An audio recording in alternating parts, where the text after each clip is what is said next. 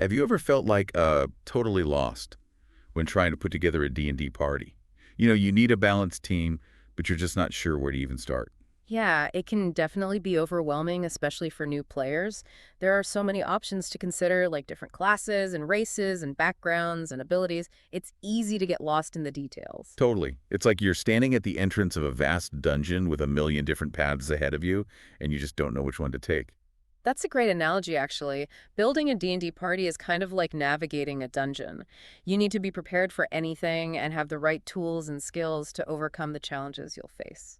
I was thinking about this the other day, and it reminded me of a game I played a while back with some friends.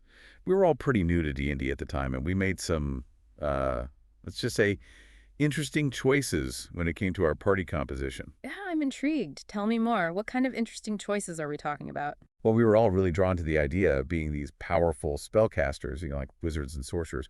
We thought it'd be awesome to unleash these devastating spells and just obliterate our enemies. Ah, the classic allure of magical power. I can definitely see the appeal. Exactly. We were all about those big flashy spells, but we kind of forgot about the whole, actually surviving part of the game. I see where this is going. A party full of glass cannons, lots of firepower, but not a lot of defense. Pretty much, yeah. We stormed through the early encounters, no problem. I mean, anything that got within range of our spells was pretty much toast. But then we hit a really big snag. We stumbled into this dungeon that was filled with traps and ambushes and these like really tough melee fighters. And suddenly all those flashy spells weren't so effective anymore, huh? It was a disaster. We were getting picked off one by one. None of us had invested in any armor or weapons. We were just robes and spellbooks. Oof. Yeah, that's a recipe for a TPK. Total party kill. It was a painful lesson, but we learned it the hard way, that a balanced party needs more than just raw power. Absolutely. D&D is a game of diverse challenges, and you need a party that can adapt to different situations. It's not just about dealing damage, it's about surviving, exploring role-playing, solving puzzles, and working together as a team. And that's what this deep dive is all about, right?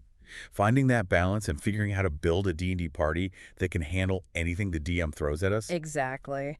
We're going to be taking a look at this really cool article from LitRPG Reads. It's all about the 4 pillars of party balance, and it's full of really insightful tips and advice. Okay, 4 pillars. I'm already intrigued. What are these pillars that are going to save us from future TPKs? Think of them as the foundation for a well-rounded party. The first pillar, and probably the most obvious one, is combat. You need characters who can hold their own in a fight, deal damage, protect their allies, and control the battlefield. Okay, that makes sense. You definitely need some muscle in the party, someone who can take the hits and dish out some pain. Right, but it's not just about hitting hard. The article goes into detail about different combat roles, like tanks, strikers, supports, and controllers. So it's like a team of specialists, each with their own expertise. Makes sense. Absolutely. A well-balanced party is kind of like a well-oiled machine, with each part working in harmony to achieve a common goal. And that brings us to the second pillar, exploration. Exploration, huh?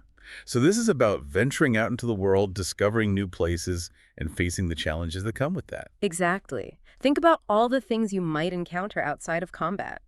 Navigating treacherous terrain, uncovering hidden secrets, surviving in the wilderness.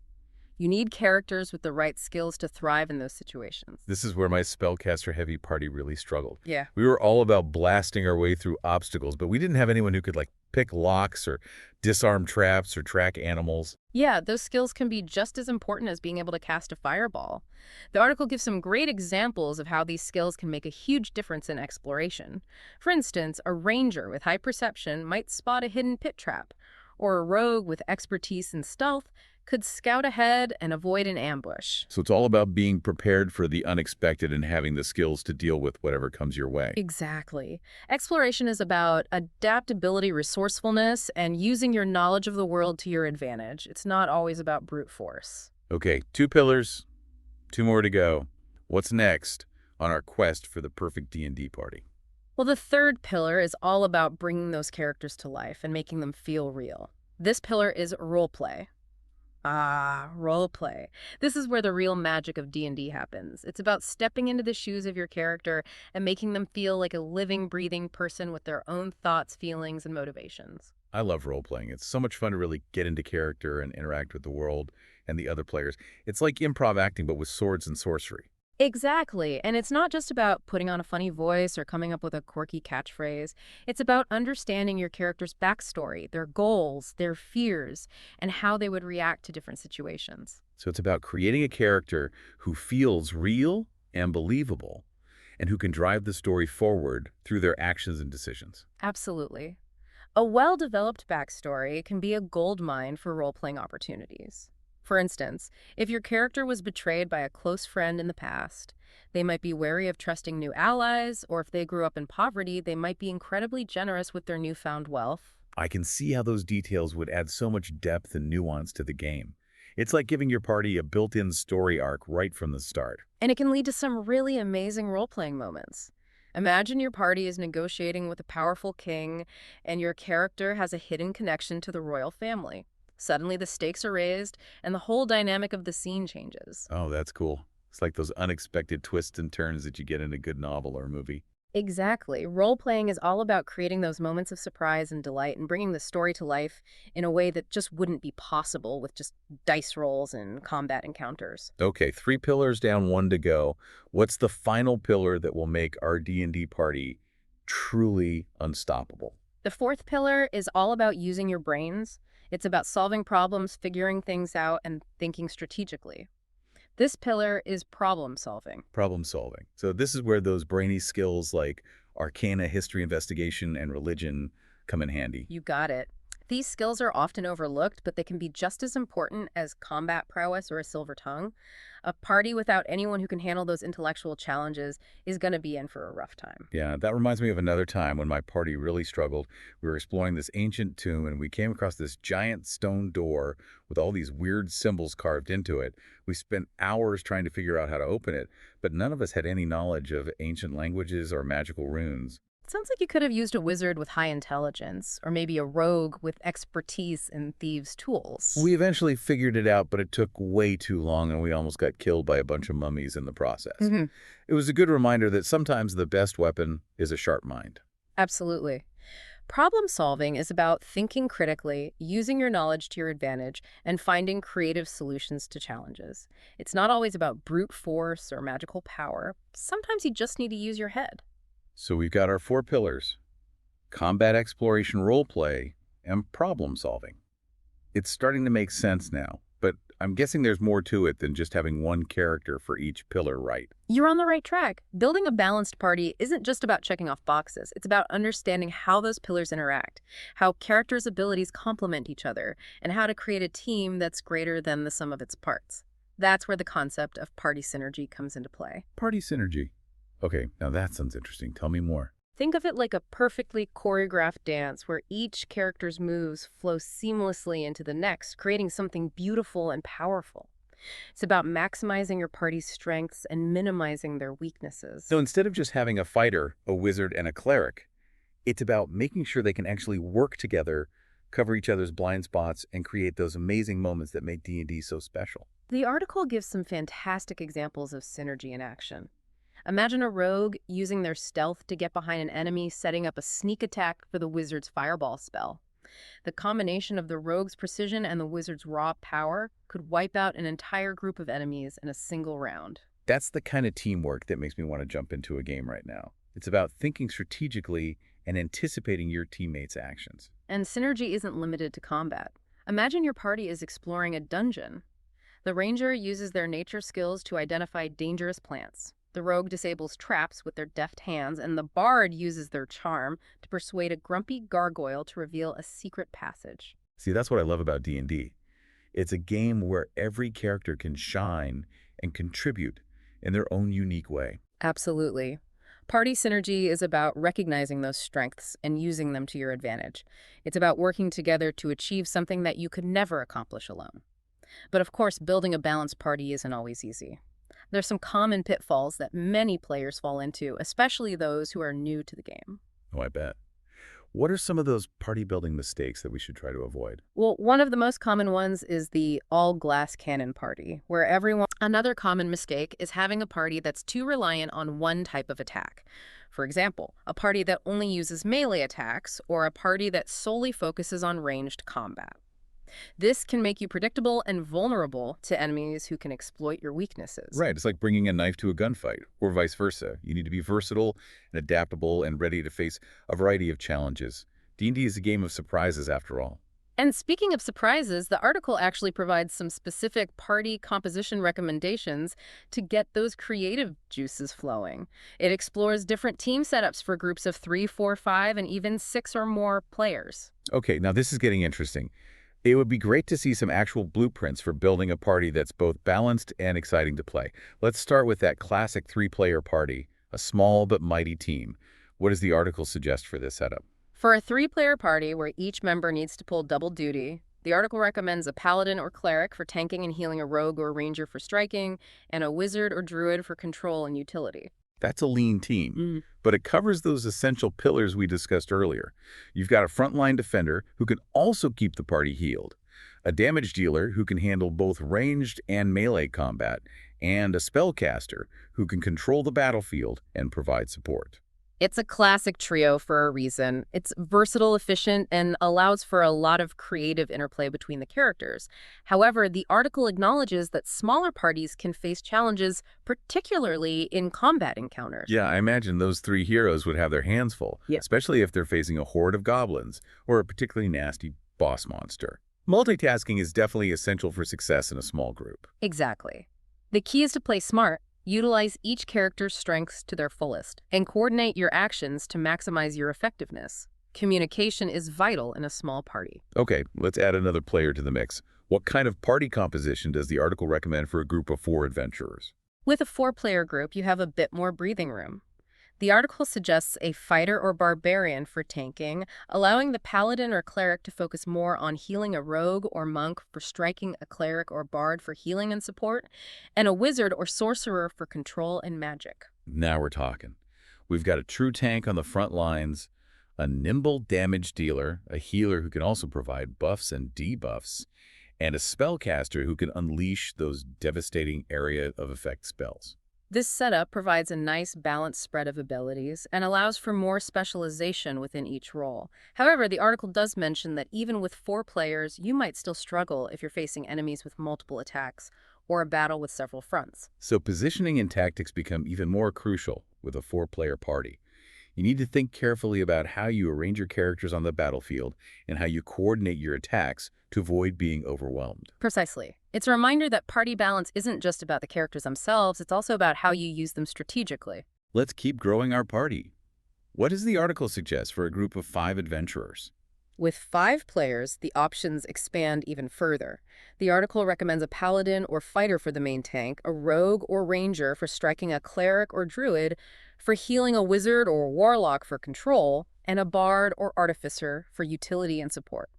Now we have a party that's starting to look like a well-equipped raiding group. We've got our main tank, a skilled damage dealer, a dedicated healer, a spellcaster who can control the battlefield, and a versatile support character who can provide buffs, healing, and even some arcane trickery. This setup offers a lot of flexibility and allows for some truly amazing synergy. Imagine the rogue setting up a sneak attack amplified by the bard's inspiration, while the druid uses their nature magic to create difficult terrain hindering the enemy's movement. The possibilities are endless. I can see why 5-player parties are so popular. You have enough players to cover all the essential roles and still have room for some specialization and creative combinations. But with so many abilities and playstyles in the mix, I can also see how things could get a bit chaotic. You're absolutely right. With larger parties, communication and teamwork become even more crucial. It's important to ensure everyone understands their role in the party, their strengths, their limitations, and how to contribute effectively to the group's success. Okay, let's go all out. What about a party with 6 or more players? Does the article have any recommendations for those who like to travel in a grand adventuring entourage? For those who enjoy the challenge and dynamism of a large party, the article does offer some intriguing suggestions. With 6 or more players, you have room for even more specialization and overlapping roles. It recommends having a dedicated main tank, such as a fighter or paladin, and potentially even an off-tank, like a barbarian or monk. 2 tanks. Now that's a front line that could withstand a dragon's breath.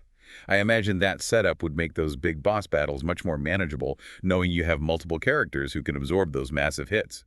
Having a multi-layered defense can make a world of difference, especially when facing powerful foes.